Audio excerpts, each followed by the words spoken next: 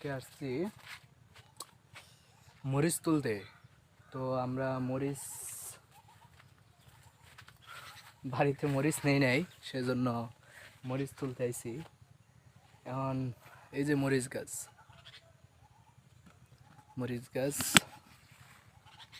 তো এই যে মরিচ গাছ, মরিচ তুলতেছি। অল্প কিছু মরিচ নিলেই চলবে। তো আপাতত খাওয়ার জন্য, তরকারি খাওয়ার জন্য মরিচ শর্ট পড়ছে, তো সেজন্য এখন আমরা চলেই যাব। ভাবছি এখন কিছু জিনিস দেখাই। কলা ক্ষেতের ভিতরে অনেক কিছু আছে। তো বেগুন ক্ষেত, বেগুন আছে, আর অনেক কিছু আছে।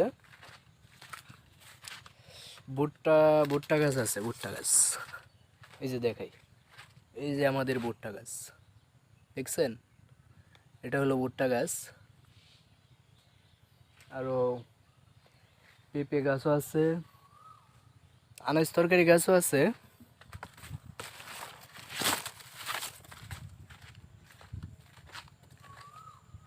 তো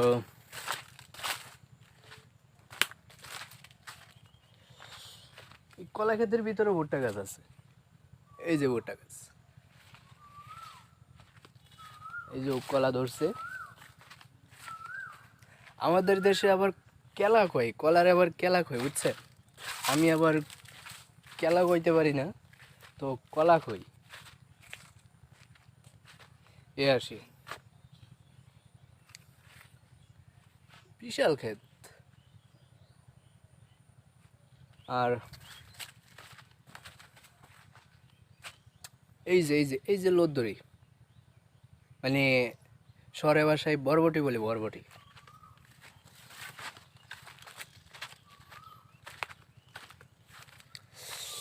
বিশেষ একটা কথা হলো, এখানে আবার জোকও আছে, অনেক বড় বড় বড় বড় জোক।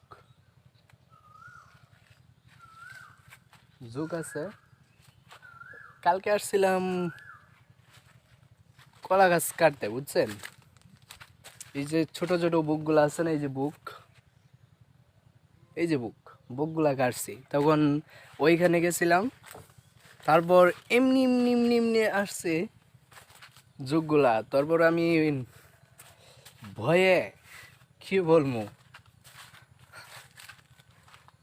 ভয়ে আবার গেছি গা। এই যে এখানে এখানে আবার অনেক বড় বড় সাপ থাকে, বুঝছেন?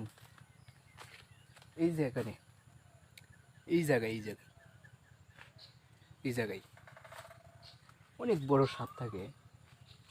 বেজিও থাকে, বেজির কারণে সাপটা থাকতে পারে না। এই আর কি।